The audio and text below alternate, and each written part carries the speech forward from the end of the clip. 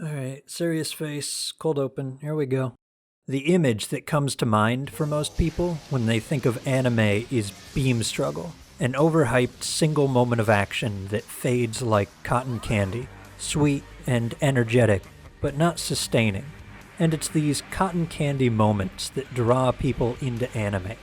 The hype you feel when you first see Goku go Super Saiyan, or Ichigo go Bankai, or Naruto gender bend himself, what a good show.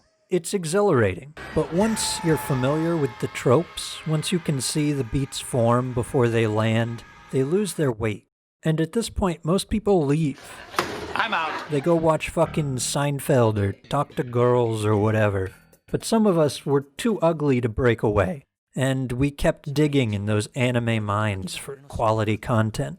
Now, there's a lot of shit down in those anime mines. Trite, hackneyed, horny pieces of fucking garbage. And to cope, I think a lot of people just get Stockholm Syndrome. They acquire a taste for trash and then shamelessly tell people, "No guys, High School DxD is good. I swear, you just don't understand the symbolism behind the weird sex scenes." But some people acquire a taste for the exceptionally rare, legitimately good anime. Shoujo Shuumatsu Ryokou, aka Girls' Last Tour, is legitimately good anime.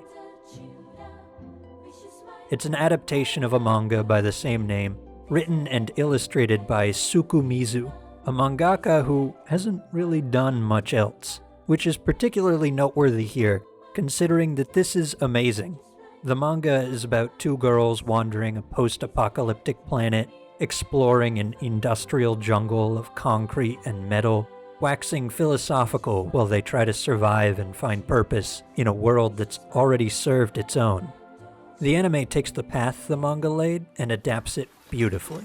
It meticulously illustrates the dilapidated carcasses of the world, each filling the background with a creeping sense of existential dread, while leaving the characters' cute moe blob monsters to visually enhance their naivete and youth. A score that is equal parts haunting and charming reaches in and grabs you. It carries you along as Yuri and Chito bounce the grand questions of life between each other, shaping their own unique worldviews. In just the first 4 episodes, they ask why humans wage war, what is paradise, why do people live, and what is cheese? Wait, no, that might have been something about God. Yeah, so in the 4th episode, they stumble into an old temple, dark and forgotten, but then it lights up, revealing a verdant paradise. But after a moment, they realize that everything is made of metal and glass. It's fake. And they question, does a paradise after death exist, or was it, like this room, fabricated by man to comfort those afraid of the dark, of the alternative? But they don't come down specifically on either side of that question, because that's not the point. Girls' Last Tour isn't some Reddit neckbeard whinging at you about the fallacy of God between sips of Mountain Dew. It's a slow and considerate exploration of the human condition, of life and death, of companionship and solitude, of contrast. That's the theme here. Contrast. The youth of the characters and the age of the world around them, the brightness of the dialogue and the creeping dread of them running out of supplies and being exposed to the elements. The art style itself contrasts with meticulous backgrounds and simplistic caricatures of people. And the characters themselves contrast. Chito is serious, studious, but unathletic, while Yuri is strong, bubbly, and boisterous, but unable to read. All of this contrast culminates into one of the most emotionally confusing viewing experiences you'll ever have.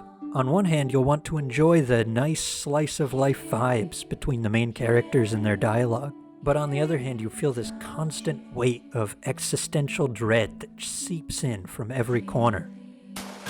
Girls' Last Tour doesn't wow you with flashy fight scenes or titillate you with fan service. It's above that.